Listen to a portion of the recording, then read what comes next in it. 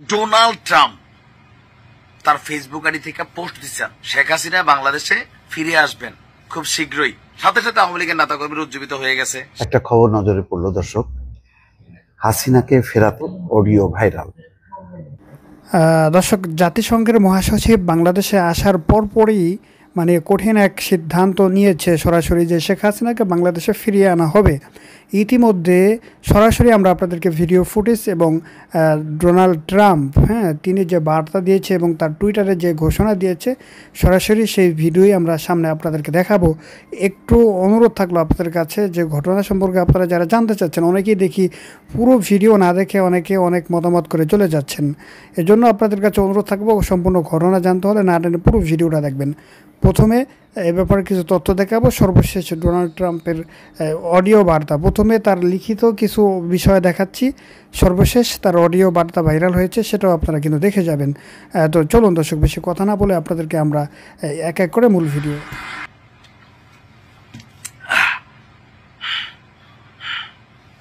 দেখেন, আমার এখানে কিন্তু এখন রাত্রবেলা, আবার বলেন না রোজা রমজানের দিন তুই সকালবেলা বা দুপুরবেলা এটা খাচ্ছিস কেন?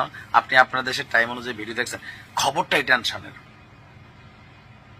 ডোনাল্ড ট্রাম্প তার ফেসবুক আইডি থেকে পোস্ট দিচ্ছেন যে শেখ হাসিনা বাংলাদেশে ফিরে আসবেন খুব শীঘ্রই। তিনি শেখ হাসিনাকে বাংলাদেশে ফিরিয়ে নিয়ে আসবেন। আমি যদি একটু আপনাদেরকে দেখি, ট্রাম্পের পোস্টটা যেরকম আমরা দেখছি, আগে এখানে খেলা আছে, দৌড় দিয়েন না, যে Sheikh Hasina is coming back as Bangladesh PM soon post করা হয়েছে আপনার 13ই মার্চ 2025 12টা 14 PM। 1,43,000 মানুষ দেখেছেন। এটা হচ্ছে এক্সে টুইটারে। ডোনাল্ড জে ট্রাম্প একটা আমেরিকার পতাকা, তারপর আপ লেখা ব্লু ভেরিফাইড করে একটা আইডি থেকে। সাথে সাথে আওয়ামী লীগের নেতাকর্মীরা উজ্জীবিত হয়ে গেছে স্বাভাবিকভাবে। আবার আমাদের গণমাধ্যম লিখছেন শেখ হাসিনার দেশে ফিরে আসা নিয়ে ট্রাম্পের পোস্ট, যা জানা গেল। আমরাও এই ক্যাপশনে দিছি, আপনিও আগ্রহী, কেউ টেনশনে দেখতেছেন, কেউ খুশিতে দেখতেছেন। আসলে বিষয়টা কি দেখেন, বাংলাদেশের মানুষ আমরা বড় ব্লুটুথ। ডোনাল্ড ট্রাম্প এই মুহূর্তে শেখ হাসিনার ইস্যুতে কোন রকম ভূমিকা যাবেন না, এটা মাথায় রাখেন। তাহলে যে পোস্ট দিচ্ছেন যে ভাই গুজব গুজব, ফেক আইডির খেলা। কেউ না কেউ ইউএস থেকে আপনার ডোনাল্ড ট্রাম্পের নামে অথবা পৃথিবীর যে কোনো প্রান্ত থেকে, এমন আমিও তো একটা যে কোনো আইডি দিয়ে নাম লিখতে পারি। আবার ব্লু ভেরিফাইড আগে ছিল একরকম, আর এখন আপনার এই যে ফেসবুক ওয়ালারা টাকার জন্য মাসে $10-15 আপনি দিলে আপনার নর্মাল আইডিও সব ঠিকঠাক থাকলে আপনি ব্লু ভেরিফাইড করতে পারেন। কারণ অনেকের আইডির পাশে আমরা দেখি একটা নীল চিহ্ন, টিক চিহ্ন।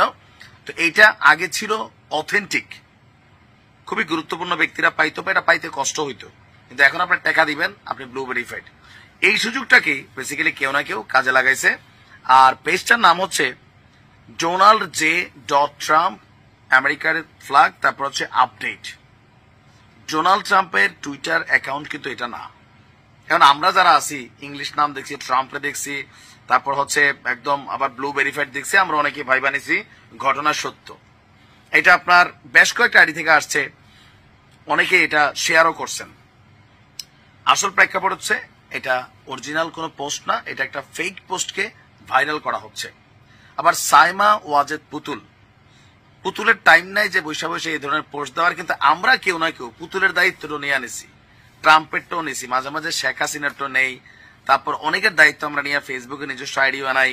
আমার দায়িত্ব আবার কেউ কেউ নিছেন, মাঝে মাঝে দেখি ফেক আইডি।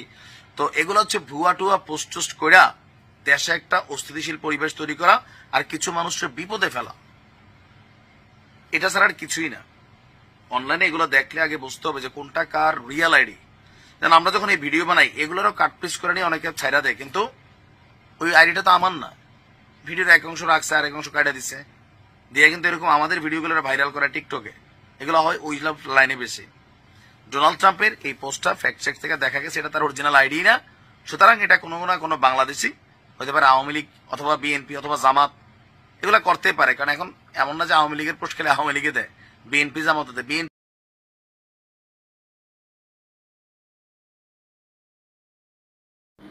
হ্যাঁ দর্শক, আপনারা ইতিমধ্যে আমাদের স্ক্রিন থেকে যে ভিডিও দেখতে পেয়েছেন, তবে সর্বশেষ যে ভিডিওটা আওয়ামী লীগের নেতাকর্মীরা তারা কিন্তু খুব মহা খুশিতে, বিশেষ করে জাহাঙ্গীর আলম তিনি যে কাণ্ডগুলো করতেছে, সর্বশেষ ভিডিওটা দেখলেই আপনারা সহজেই বুঝতে পারবেন। একটা খবর নজরে পড়লো দর্শক, হাসিনাকে ফেরাতে জাহাঙ্গীরের ষড়যন্ত্র অডিও ভাইরাল।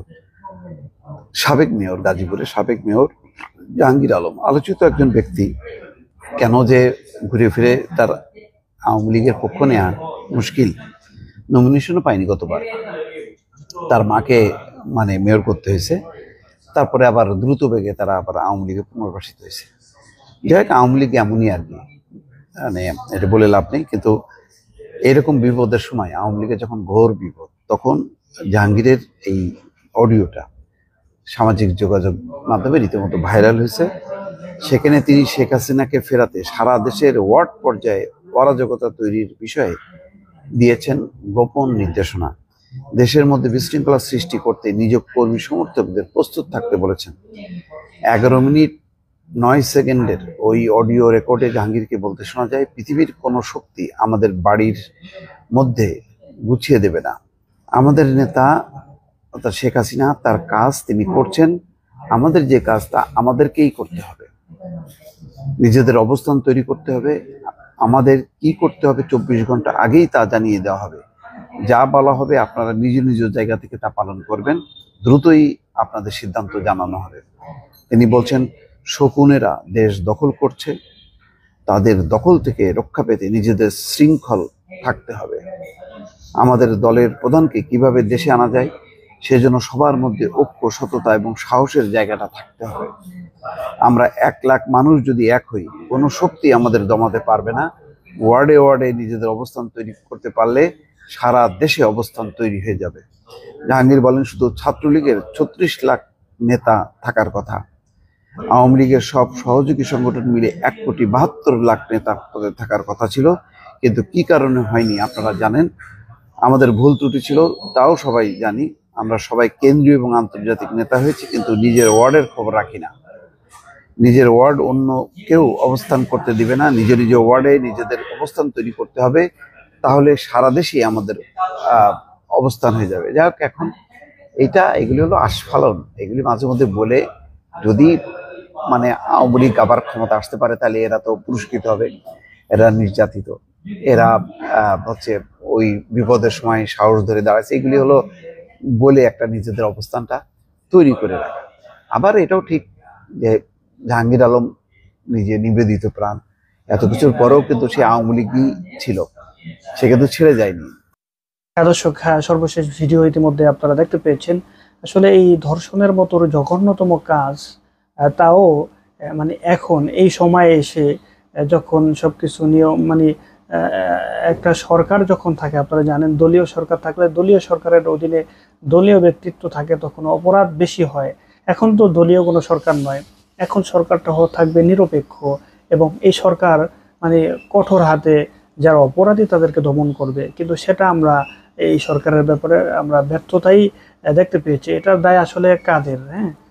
যতই যাদের নাম দেওয়া হোক না কেন, এটার দায় কিন্তু তাদের কিছু না কিছু থেকেই যায়। সেই জায়গা থেকে তারা কখনো এড়াতে পারবে না। আর আপনাদেরও মতামত কি আমাদেরকে জানাবেন। ভালো থাকবেন। আসসালামু আলাইকুম।